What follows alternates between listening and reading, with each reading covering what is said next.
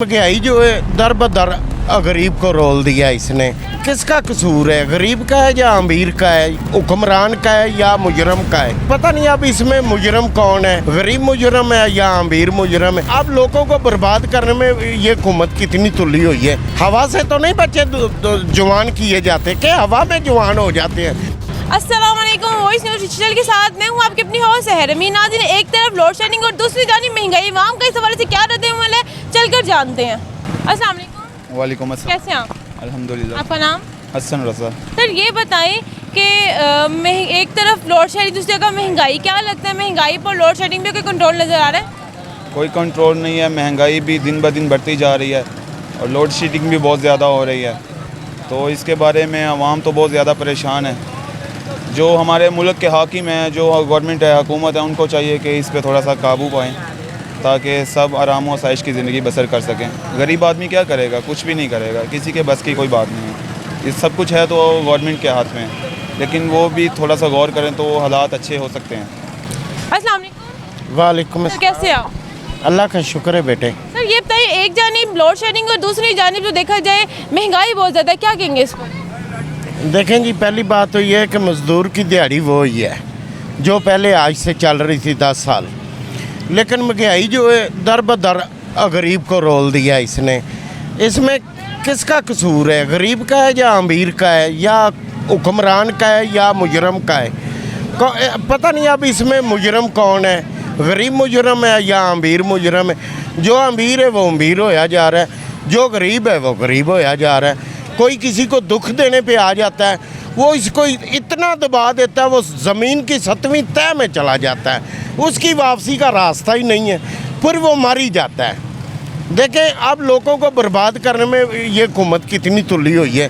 पहले नशे, इसमें खुदा के बंदो पहले नशे कम थे, जो अब आप लोगों ने आइज़ निकाल दिया है। जो गरीब आदमी उसका बच्चा वो आइज़ पी रहा है, जो उसको नहीं लेके देता बच्चा फा लेके मर जाता है। अब वो माँ बाप का क्या कसूर है।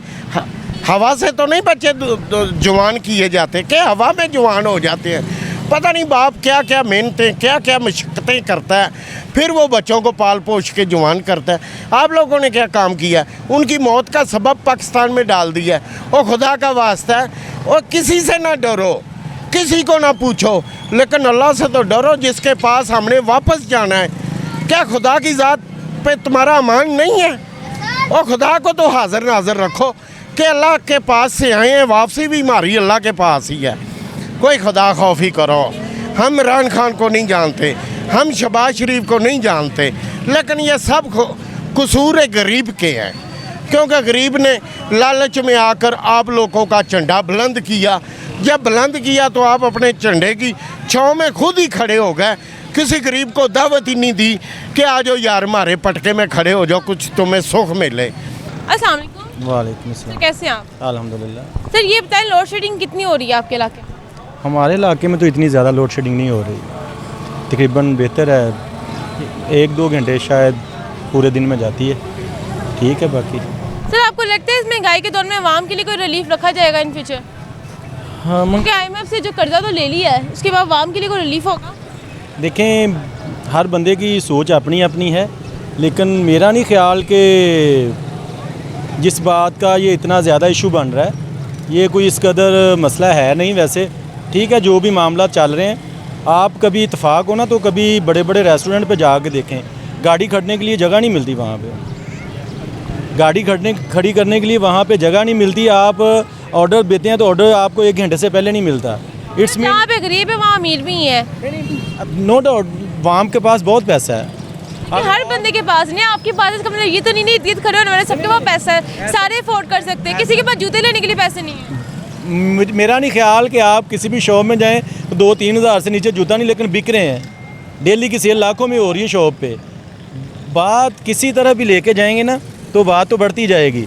हर जगह पे कम ज़्यादा ये चीज़ें होती हैं, लेकिन ठीक है चल रहा है। आज से 20 साल पहले भी ऐसी महंगाई का लोग कह रहे थे महंगाई बहुत ज़्यादा है, लेकिन आज भी लोग कह रहे हैं। उस वक्त भी सिस्टम चल रहा था और आज भी चलना है, ये कोई इतनी बड़ी बात नहीं है। लेकिन महंगाई तो नो डाउट है, इसमें कुछ चीज़ें एक्स्ट्रा ऐड की गई हैं जिसकी वजह से काफ़ी मसले हैं, लेकिन आसा आसा जो ये खान साहब ने तमाशा लगाया हुआ था, अब ये ख़त्म हो जाएगा तो इंशाल्लाह ठीक हो जाएगा सब कुछ। बहुत शुक्रिया। Thank you.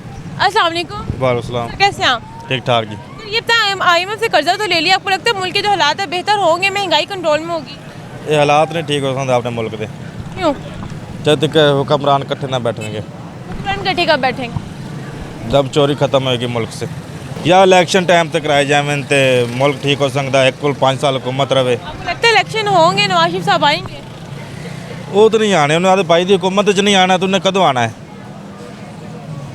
जो आदे बिरा की हुकूमत है, वो आदि बिरा की हुकूमत च नहीं आ रहा, तो बाहर दूसरी हुकूमत कह रहे हैं कि मुझे जेल क्यों ना जाना पड़े, मैं जो है आऊँगा पाकिस्तान। तो फिर हुक्मरानी ने जो जेल से डरता है। ये चोर हैं, सब चोर हैं। इमरान खान बाद बंदा मुसलमान ठीक है, और उस सारे जो कच्चे MN MP चोर हैं, लेकिन इमरान खान चोर नहीं। उनकी हम गारंटी देने हैं, कसम उठानी भी उठावांगे, इमरान खान चोर नहीं। इमरान खान अच्छा लीडर है, ईमानदार है, लेकिन जो उधर लोटे से ख़त्म हो गए। अस्सलाम वालेकुम। वालेकुम सर अस्सलाम। कैसे आप? अल्लाह का शुक्र है। सर ये बताएं, एक तरफ लोड शेडिंग, दूसरी जानी महंगाई, क्या कहेंगे इसको? लोड शेडिंग ये है कि वापटा वाले कहते हैं जी लोड शेडिंग ना करें तो बिजली जो है वो पूरी नहीं होती, लेकिन उनकी भी मजबूरी है, 2-3 घंटे लोड शेडिंग तो बनती है। अभी भी लाइट गई हुई है, ये गर्मी से अभी मैं मुँह धो के आ रहा हूँ, बहुत बुरा हाल है गर्मी से, तो 1 मिनट नहीं बर्दाश्त होती। UPS भी जो है वो काम नहीं करते। और महंगाई की बात की जाए तो कह लें कि पेट्रोल भी अब सुनने में आ रहा है, पेट्रोल का भी रेट बढ़ने लगा है। डॉलर तो आज कहते हैं कि 1 रुपये कुछ पैसे कम हुआ है, तो बाकी अब देखें क्या सूरत हाल है। बाकी चीज़ें काफ़ी ज़्यादा महंगी हो रही हैं। ये बताएं कि IMF से कर्जा तो ले लिया, तो क्या लगता है कि कर्जे के बावजूद अवाम के लिए कोई रिलीफ नहीं होगा? नहीं, ये गलत बात है। अवाम को कोई नहीं रिलीफ होना, जो ऊपर बड़े हुक्मरान बैठे हैं और सियासतदान बैठे हैं, रिलीफ सिर्फ उनको होना है। जो बड़े ताजर हैं उनको रिलीफ होना है। कह लें कि ये है कि आज से तकरीबन 10 दिन पहले चीनी का रेट जो था 115 रुपये किलो था, इस टाइम चीनी का रेट 140 रुपये किलो हो गया है।